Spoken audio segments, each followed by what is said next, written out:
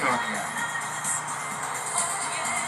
Gillards slutade trea 2011, alltså trea i SM förra året. Det här är Glenn Hesslo. Glenn kom även 4 i Top Drivers Award 2011. Glenn kör ett svenskt halvblod för 98.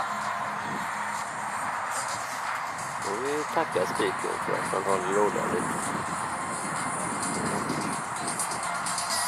Men nu går diskot igång igen, så nu får jag hålla låda en stund då. Det är nämligen så att när musiken tar överhand så tar de ner filmerna från YouTube. Det har med rättigheterna på musiken att göra. Så jag måste köta så här. Och då får ni väl skruva ner volymen så att ni slipper höra eländet. Jag vill prata lite om vädret här så. Regnar lite grann, väldigt lite i förmiddag. Så annars är det växlande molnighet och solen är framme lite.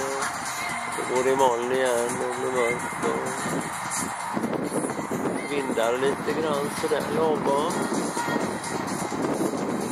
Det kan ju vara skönt för hästarna när det är sånt här väder. Det är ju inte sådär väldigt fruktansvärt varmt. Mellantiden för Glenn Hesslo är 91,9.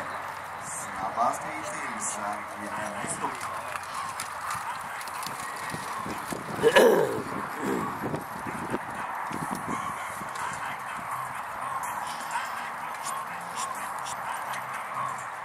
Ja, ska vi se. Vad har vi mer att säga nu när diskot brakar igång igen då? Det är ett halvblod han kör.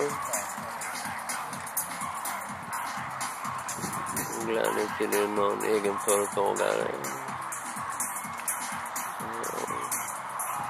Om det var hans fru som satt bak, som var någon form av ekonomiansvarig.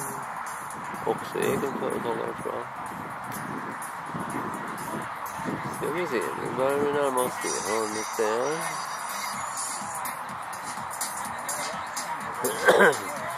Ja.